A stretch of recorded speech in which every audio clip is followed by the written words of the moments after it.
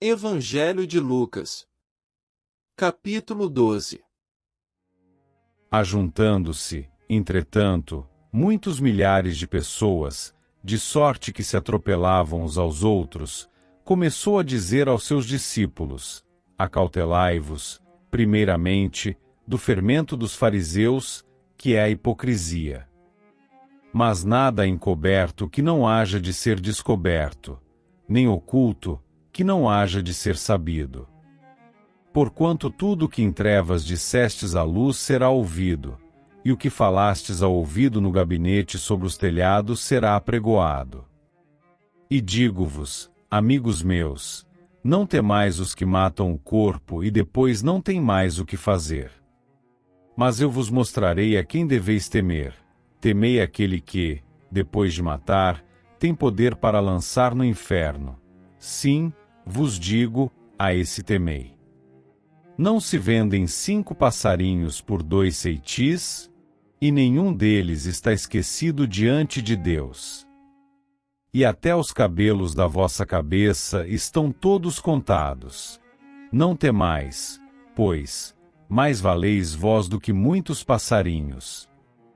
E digo-vos que todo aquele que me confessar diante dos homens, também o Filho do Homem o confessará diante dos anjos de Deus. Mas quem me negar diante dos homens, será negado diante dos anjos de Deus. E a todo aquele que disser uma palavra contra o Filho do Homem ser-lhe-á perdoada, mas ao que blasfemar contra o Espírito Santo não lhe será perdoado. E, quando vos conduzirem às sinagogas, aos magistrados e potestades, não estejais solícitos de como ou do que haveis de responder, nem do que haveis de dizer. Porque na mesma hora vos ensinará o Espírito Santo o que vos convenha falar. E disse-lhe um da multidão: Mestre, dize a meu irmão que reparta comigo a herança. Mas ele lhe disse: Homem, quem me pôs a mim por juiz ou repartidor entre vós? E disse-lhes: Acautelai-vos e guardai-vos da avareza, porque a vida de qualquer não consiste na abundância do que possui. E propôs-lhes uma parábola, dizendo: A herdade de um homem rico tinha produzido com abundância. E arrazoava ele entre si, dizendo: Que farei? Não tenho onde recolher os meus frutos. E disse: Farei isto: derribarei os meus celeiros, e edificarei outros maiores, e ali recolherei todas as minhas novidades e os meus bens. E direi à minha alma: Alma, tens em depósito muitos bens, para muitos anos. Descansa, come, bebe e folga. Mas Deus lhe disse: Louco, esta noite te pedirão a tua alma, e o que tens preparado para quem será? Assim é aquele que para si ajunta tesouros e não é rico para com Deus. E disse aos seus discípulos: Portanto, vos digo, não estejais apreensivos pela vossa vida, sobre o que comereis, nem pelo corpo, sobre o que vestireis. Mais é a vida do que o sustento, e o corpo, mais do que as vestes. Considerai os corvos, que nem semeiam, nem cegam, nem têm despensa nem celeiro, e Deus os alimenta. Quanto mais valeis vós do que as aves? E qual de vós, sendo solícito, pode acrescentar um côvado à sua estatura? Pois, se nem ainda podeis as coisas mínimas, por que estáis ansiosos pelas outras? Considerai os lírios, como eles crescem, não trabalham, nem fiam, e digo-vos que nem ainda Salomão, em toda a sua glória, se vestiu como um deles. E, se Deus assim veste a erva, que hoje está no campo e amanhã é lançada no forno, quanto mais a vós, homens de pequena fé? Não pergunteis, pois, que haveis de comer ou que haveis de beber, e não andeis inquietos. Porque os gentios do mundo buscam todas essas coisas, mas vosso Pai sabe que necessitais delas. Buscai, antes, o reino de Deus, e todas essas coisas vos serão acrescentadas. Não temas, ó pequeno rebanho, porque a vosso Pai agradou dar-vos o reino. Vendei o que tendes, e dai esmolas, e fazei para vós bolsas que não se envelheçam, tesouro nos céus que nunca acabe, aonde não chega ladrão, e a traça não rói. Porque onde estiver o vosso tesouro, ali estará também o vosso coração.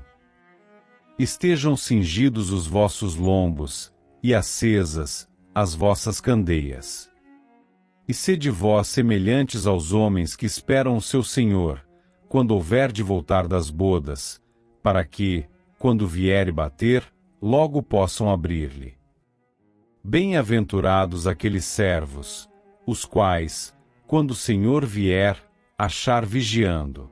Em verdade vos digo que se cingirá, e os fará assentar à mesa, e, chegando-se, os servirá. E, se vier na segunda vigília, e se vier na terceira vigília, e os achar assim, bem-aventurados são os tais servos. Sabei, porém, isto: se o pai de família soubesse a que hora havia de vir o ladrão, vigiaria e não deixaria minar a sua casa. Portanto, estai vós também apercebidos, porque virá o Filho do Homem à hora que não imaginais. E disse-lhe Pedro: Senhor, dizes essa parábola a nós ou também a todos? E disse o Senhor: Qual é, pois, o mordomo fiel e prudente, a quem o Senhor pôs sobre os seus servos, para lhes dar a tempo a ração? Bem-aventurado aquele servo a quem o Senhor, quando vier, achar fazendo assim. Em verdade vos digo que sobre todos os seus bens o porá.